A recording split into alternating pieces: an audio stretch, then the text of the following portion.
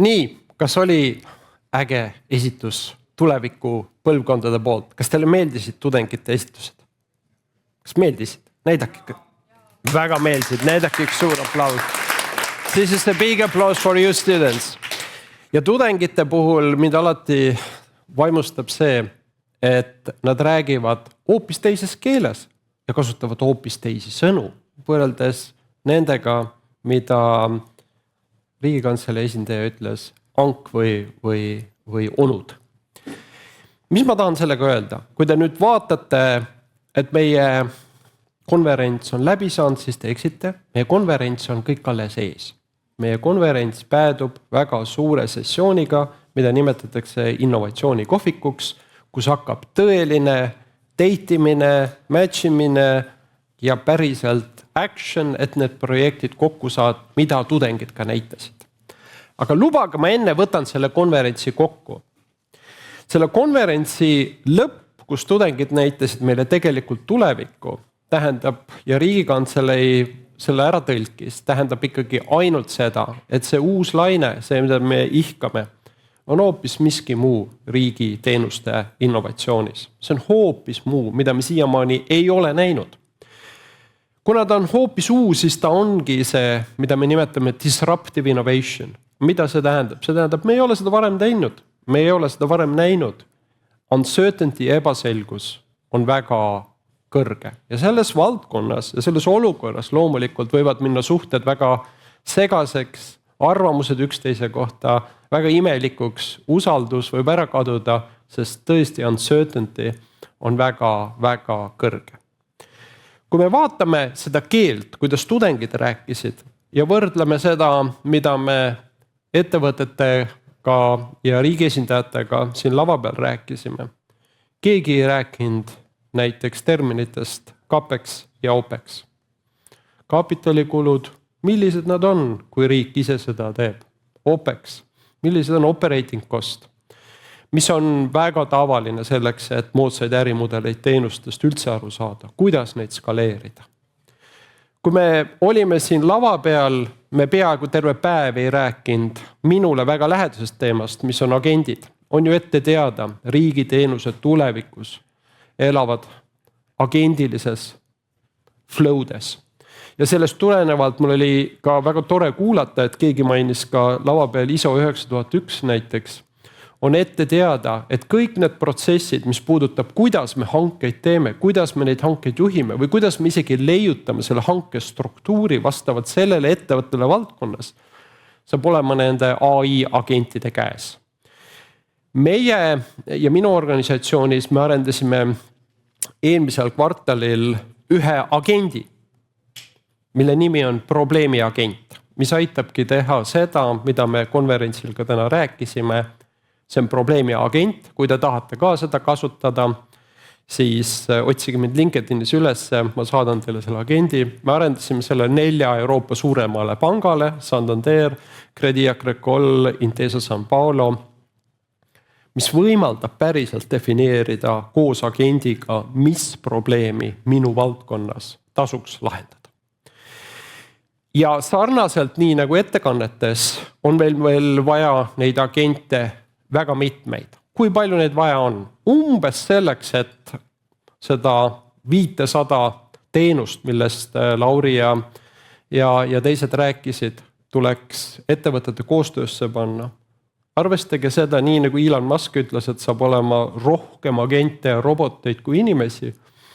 Siis me peame juba ette aru saama tulevikus need agendid, mida siin esitleti. Meil on vaja umbes 10 000 agenti, kes seda 500 teenust aitavad kellele? Administratsioonil. Mis administratsioonil? Loomulikult riigiagentuurid, riigi ametnikud, kes seda innovatsiooni eest veavad niiviisi, et CAPEX-id ja OPEX-id maanduksid õigesse ärimudelisse. Ja sellest kokku võtta on väga lihtne. Kultuuriliselt ütles Ursel, kui avas meie päeva, et meil peab olema üks ja selgelt mõistetav kultuur. Kultuuri sees kõige tähtsam komponent on keel. Ja meil on siin keeleinstituudi inimesed ja keeleteadurid ja Ja meile on eesti keel ka väga tähtis teema alati olnud. Ja selles keeles me peame kõigepealt ära õppima, mis on need terminid ja mõisted, mida me innovatsiooni valdkonnas nende hangete juures kasutame. Me ei ole veel neid sõnu ära õppinud, me ei ole neid termineid ja laused veel kõike ära õppinud. Sellepärast, et me hakkame tulevikus tegema asju, mida me varem ei ole teinud. Nii et me peame keelt ja kultuuri õppima ja selle pärast ma arvan, et oleks väga oluline, et EIS ja Riigikantselei teeksid ühe ägeda programmi, mille sisu on see, kuidas õpetada ettevõtlikke ametnikke. See on ettevõtluskool ametnikele. See võib olla väga huvitav ainult sellepärast, et võib-olla mõni ametnik tahab ise hakata ettevõtjaks tulevikus. Mõni ju võib tahta, see on täiesti võimalik. Aga eelkõige seda, et õppida seda ettevõtte keelt, neid terminid, on need ärimudelid, kapeksid, opeksid, skaleeritus või muu selline, on hästi oluline. Nii et ma kutsun üles EIS-i inimesi, Riigikantselei inimesi, tuleks teha ettevõtluskool ametnikele, kus nad saavad seda ettevõtluse keelt õppida. Aga mul on üks ka teine idee, mis on suunatud eelkõige ka ametnikele, sest nende roll algatajana innovatsioonis on kõige tähtsam.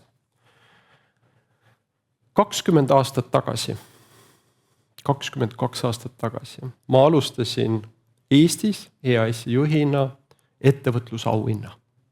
Ja ma kuulsin, et see on väga võimas organisatsioon, üritus ka täna näidatakse televiisoris ja nii edasi, ettevõtjad uhked, kui saavad selle auhinna.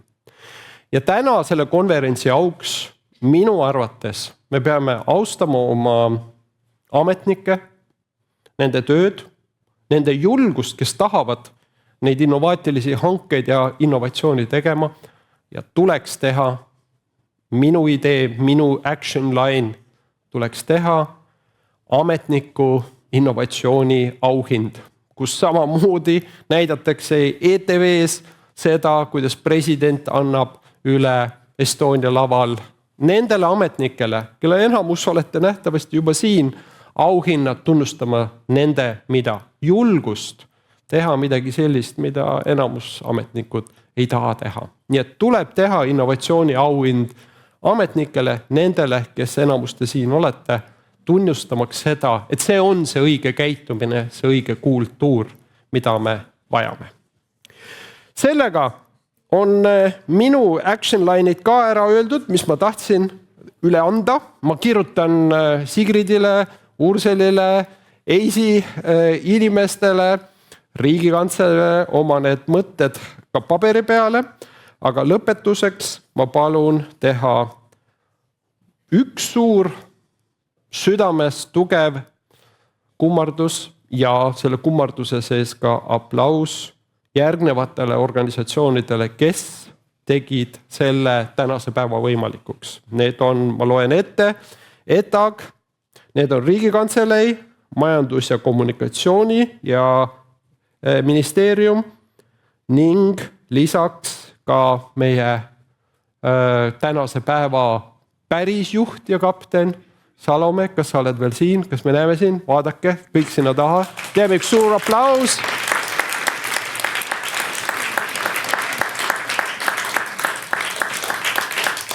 Sellepärast, et ilma nendeta sellist nii keerulist konverentsi ja teemat ei oleks juhtunud. Elagu innovatsioon, innovatsioon on rahuallikas. Ma loodan, et te võtate täna praktilisi asju kaasa.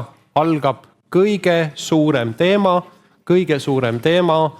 innovatsioonikohvik. Kohtuge, olge julged, võtke üksteiselt kuskilt kinni, kust võtta annab ja saatke loomulikult tagasiside konverentsile. Soovitan keskenduda kriitilisele minu käitumise hinnangu andmisele. Aitäh! Lähme kõik konverentsile.